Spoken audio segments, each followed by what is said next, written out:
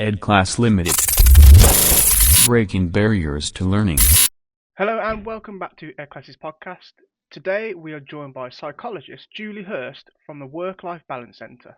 Today we'll be discussing what well-being truly is, how we can optimise it, and how to instill resilience in teachers and learners. Okay, Julie, so thank you for coming on and joining us today on the podcast. First off, can you just talk about what you do and a bit about yourself to the audience, please? Sure. So I'm a positive psychologist, which means that I work with schools, teachers, pupils on flourishing, so how to thrive. And it's the science of flourishing, basically. So most of my time I spend training teachers in the theories and practices of positive psychology. So how to bring that into the classroom, how to bring it into the staff room, showing them how easy that can be. It doesn't require any special equipment. It requires understanding, a bit of time and commitment to it. But where I work with whole school bodies at a time, I train the entire school staff. And they, at the end of the training, which is called Everyday Magic, they get to call themselves a positive education school. They get a lovely certificate of that, and the training is approved by the British Psychological Society, showing that it's based on evidence. And then they put those principles into practice and enjoy the rewards, both for themselves and for the pupils. That's great stuff, yeah. I think it was my colleague, as we talked earlier, my colleague saw you at MAPI and said you're really good at what you do. So is it Work-Life Balance Centre you work at? What is it? So what do you guys do there?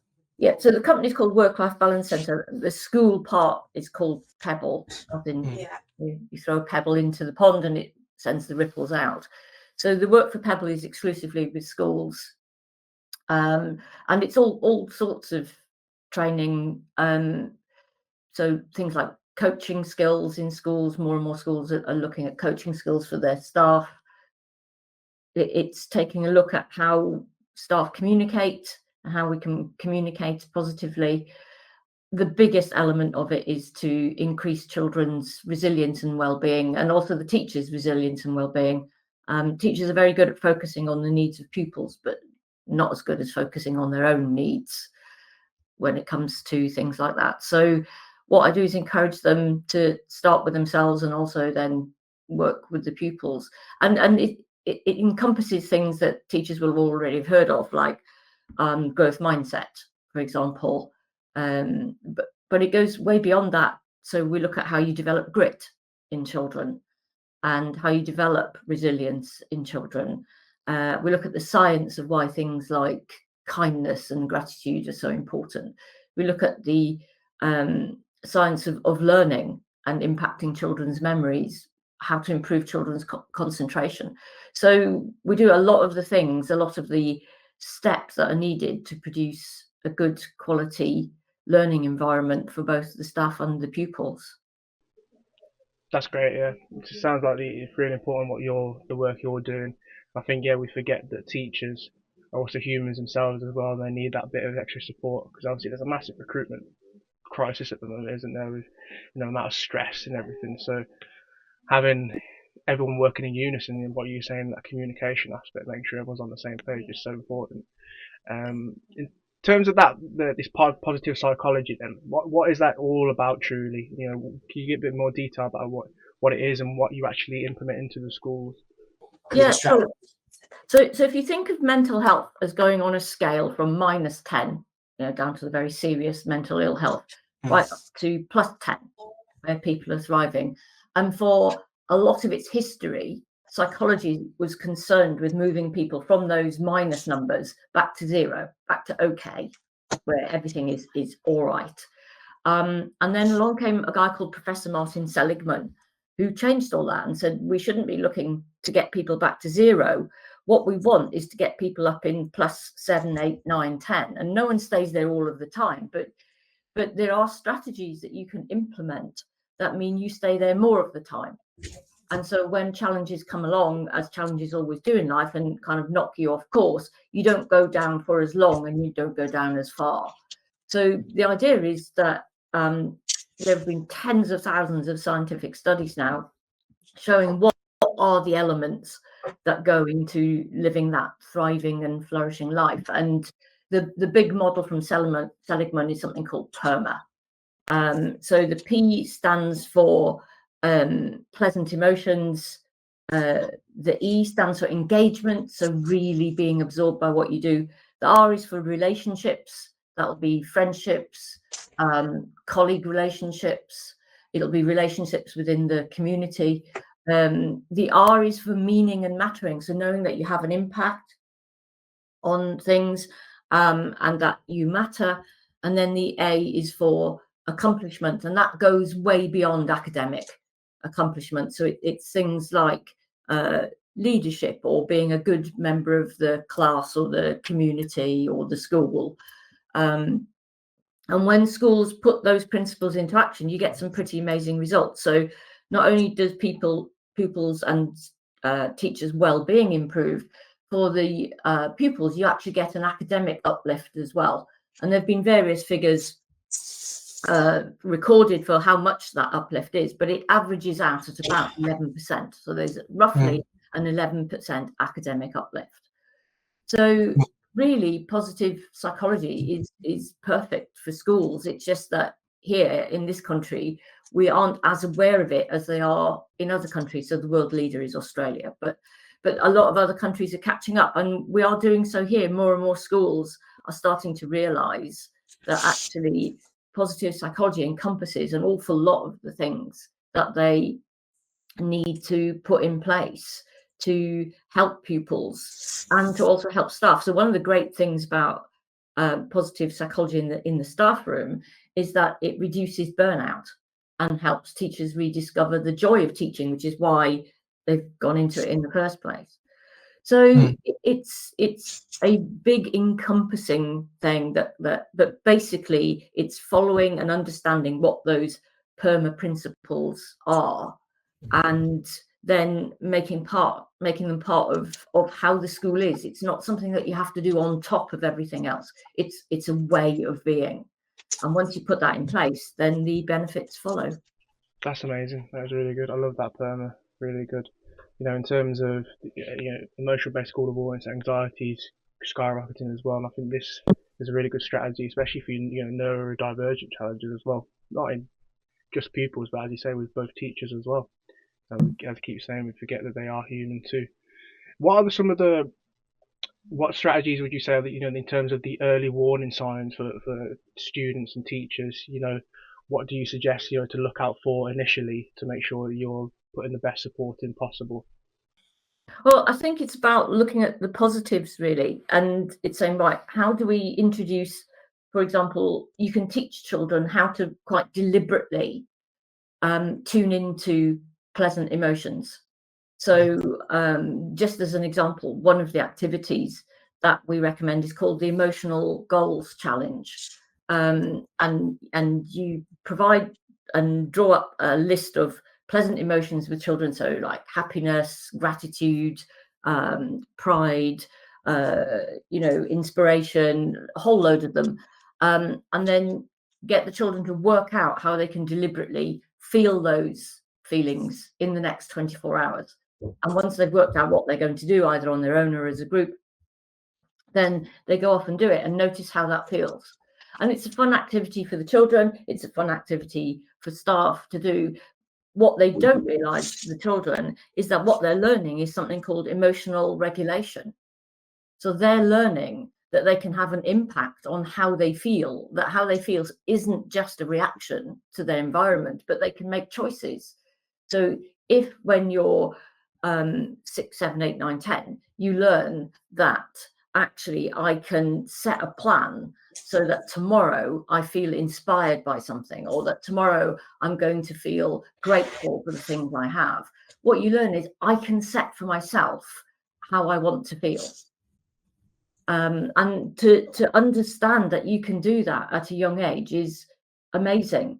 Having that emotional self-efficacy as a child is one of the pillars of mental wellness as an adult.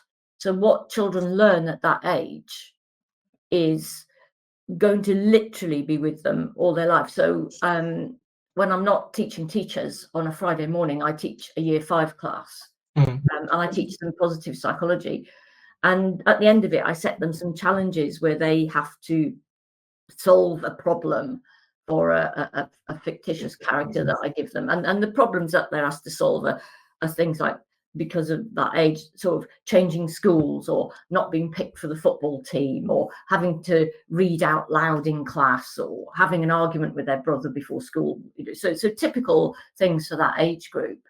And to listen to 9 and 10-year-olds say, oh yeah, so our particular little child is feeling lonely. Okay, so what's the chemical that makes us feel loved? Let's put that down. And how do we generate that chemical? How can we get our little subject to generate that chemical for herself so she doesn't feel alone anymore? So they know how to do that at that age, and they'll grow up always knowing how to do that. And it's not just about the positives, because we actually teach them how to sit with difficult feelings. Difficult feelings happen to us all. So you can have a child, for example, who learns how to sit with some really difficult feelings, like grief, like loss, like fear. And they learn, first of all, that those feelings are not permanent, but also they learn how to be able to sit with them and feel okay, knowing that they will be all right, knowing that that state won't last forever. So teaching our children that difficult feelings don't last forever is one of the most important things that they can do, because when you're little, it feels like they do. But as adults, we know they don't. And I talk to them about the idea of a storm. We can have a huge storm, but eventually the storm ends, and eventually the sun shines again. And this is how you can sit through that storm and make it a little bit easier. So they learn important skills. Yeah, especially from early age, and then it develops into adulthood, and that's what they take on. We preach it a lot with early intervention. I think helping them realise their potential in line with the SEND and AP improvement plan. That's what we always preach as well. So making sure you're doing stuff like this, what you guys are preaching as well, which is really, really good. On the flip side, then, instead of pupils understanding this, what about teachers as adults? Because obviously they're already grown up. How difficult, or what different approaches would you suggest for teachers out there to instill resilience along the way? Yeah, it's exactly the same, because PERMA was actually developed for adults and then has been translated for schools, if you like, for children. Okay. So all of the findings that apply to the children apply even more so to adults, including the uplift in performance, for example. One of the statistics I quote a lot, because I work quite a lot with the NHS, is that a happy doctor will get to the right diagnosis 19% faster than an unhappy one. So actually learning how to flourish is really important for everyone in their job, because it helps us all. So I've had staff who've done the most amazing things with what they've taught. And one of the things that I say to staff when I'm doing the training is that all of the activities that I'm talking to you about to use with the children, you're actually going to do as well. So they experience firsthand what that's like, and they have quite a lot of fun with it. So it's understanding that everything that they're learning for the children applies to them, because that's where it started. That's where Seligman started. He started with adults, and then we've moved it down into positive education for children, which is a massive movement worldwide. But here, more and more schools are picking it up. More and more schools are understanding the value. But for the staff, it's exactly the same. It's put it into practice. It's remembering to do it. None of the things are hard to do. You just have to remember to do them. And taking a minute, literally the power of taking 1 minute. As I say to staff, schools are really busy places. If you have to, lock yourself in the toilet for 1 minute. Just be still for 1 minute and just count your breath. Just allow yourself to reset for 1 minute. And that's exactly the same skill that I teach to GPs in between patients. Just 1 minute. No one in the doctor's waiting room is going to be significantly harmed for a GP taking 1 minute, and that GP could get to the answer 19% faster because they have. So it's very much looking at how can we help teachers to understand that they can model these things for their pupils. So, you know, we teach children about the brain modes that they're in. Are they in threat? Are they in soothing? Are they in drive, which is excitement? And teachers say to me that, you know, a child will walk past me in the corridor and say, "Excuse me, miss," or "Excuse me, sir, what mode are you in right now? Are you in drive or are you in soothing?" And so the children start checking in with the teachers, you know, just to say, "How are you right now? Which mode are you in?" "I'm in drive." "What are you in, sir?" "What are you in, miss?" And teachers learn more about themselves as they're teaching it, which is the perfect combination, really, that they're all learning and all experiencing these things together.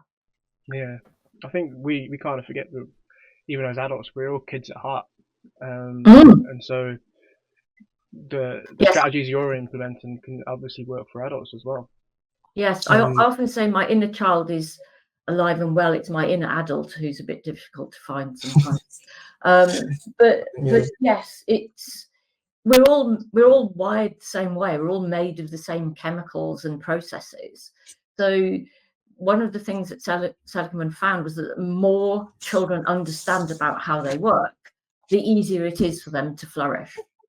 And a very common reaction from teachers as they begin to teach this stuff is, "Wow, the children love learning it."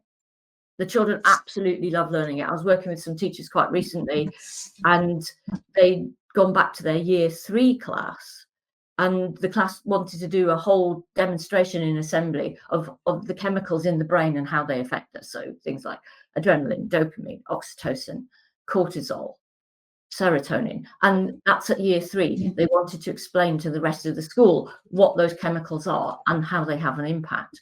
And children find how they work fascinating. We're all a bit fascinated by ourselves, and so children find learning about how they work absolutely fascinating.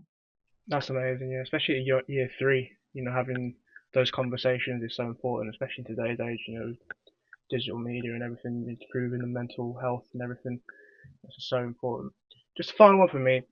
What would you say is your overall arching message then to teachers and students out there, you know, to try and implement resilience and optimize well-being? What would you say? I'd say follow the science. That's the one thing about positive psychology, is that it's science-based. And there are an awful lot of things out there that aren't. But if you follow the science, if you understand the key processes, if you look at the PERMA model and base what you're doing on that, then you can't go far wrong. It's not difficult. As I said, there's no special equipment needed, just understanding how we work and then using that to work with the children.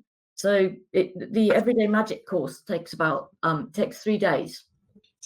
And at the end of that 3 days, every member of staff is equipped with that understanding. They know exactly how they work and how the children work, and they can tailor it to the needs of particular children. And they also know how to do that for themselves. So it's none of it is hard to do, but you do have to decide that actually having a school where both staff and children know how to flourish and know how to weather the storms is worth doing. And I think just about every head, just about every school leader there is, would agree that it's worth doing. They just don't know that the answer of how you do it exists in the form of positive psychology. I love that, yeah. Follow the science. That's amazing. I think, yeah, we've learnt some really good strategy within the PERMA model. Everyday Magic, you know, teachers can implement in their schools with their students as well. So I think it's great. Yeah, Julie, thank you for coming on today. It's been really, really good. Where can people find some more information about you and what you do? Quite simply, if they go to the WLBC.com, so Work-Life Balance Centre, the WLBC.com, you'll find there's a big button on the front of that for positive education, the Pebble Working Schools. And they can read all about Everyday Magic. There's loads of articles there giving tips. On YouTube, we've got some free videos. So if you stick my name and Positive Education into YouTube, there's loads of videos, how-tos, walkthroughs, and some interviews with head teachers who've done it, who've seen the difference it's made to their school, who very honestly talk about how they did it and what they've seen as a result. There's some great stories in there. So all of that's there, all of the blogs, all of the articles, it's all there. And I'd like everyone to, just help themselves and find out more about it. So it's, like I said, it's not hard to understand. And the more you understand, the more you realise, yes, this is exactly what schools need. That's great, yeah. So that's amazing. Everyone, make sure you go to check Julie out and what she does. Really good stuff. Yeah, thank you, Julie. Really appreciate you coming on. Oh, thank you. It's been great. Thank you. Thank you to Julie for taking the time to come on the podcast.